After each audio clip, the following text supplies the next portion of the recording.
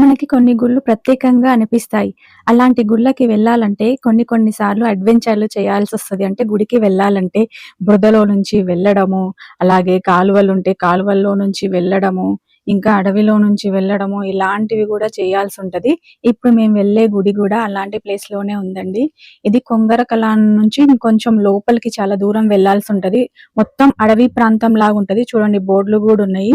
గుడికి అంతకు ముందే జాతర జరిగింది కాబట్టి రోడ్డు మీద అక్కడక్కడ ఇలా ముగ్గుతోని బాణం గుర్తులైతే వేసి పెట్టిర్రు గుడికి ఎలా వెళ్ళాలి అని. లేదంటే ఆ గుడి ఎక్కడుందో కొత్తగా వెళ్ళాలంటే చాలా కష్టము దొరకదు. అంత చాలా లోపలికుంది అడవిలోకి. ఇదేనండి ఆ గుడి.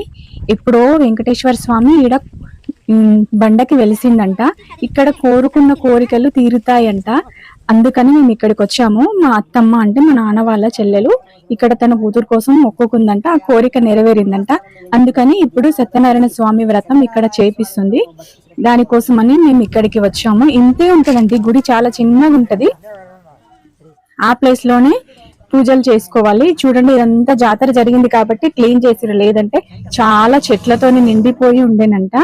ఈ గుడి ప్రత్యేకత ఏంటంటే మనం ఏమైనా కోరికలు కోరుకుంటే తీరుతాయంట. మా అత్తమ్మ అందుకనే సత్యనారాయణ వ్రతం చేపిస్తుంది ఇక్కడ.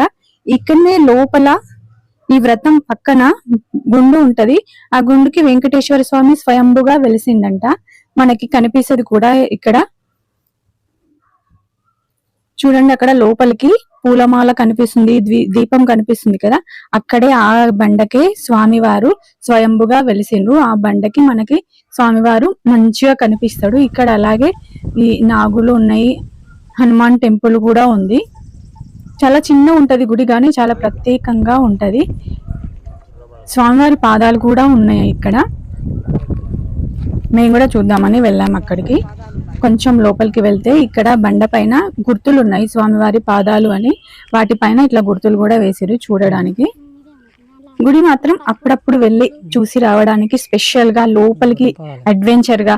మాకు వెళ్ళేటప్పుడు ఒక నెమలి కూడా కనిపించిందండి. నేను వీడియో తీయడం మర్చిపోయాను. ఇంకా నయం పులులు కూడా ఉంటాయా అని అనుకున్నాను, కానీ అవైతే కనిపించలేదు. నెమలిలు, చిన్న చిన్న జంతువులు, జింకలు అవైతే కనిపించినాయి. ఎవరైనా వెళ్ళాలి అనుకుంటే కొంగరకలాన్ వెళ్ళి కంచెలోని వెంకటేశ్వర స్వామి టెంపుల్ అంటే అక్కడ ఉన్న వాళ్ళు ఎవరైనా దారి చూపిస్తారు, వెళ్ళి చూసేసి రావచ్చు. ఇంతేనండి. Thanks for watching. Bye bye.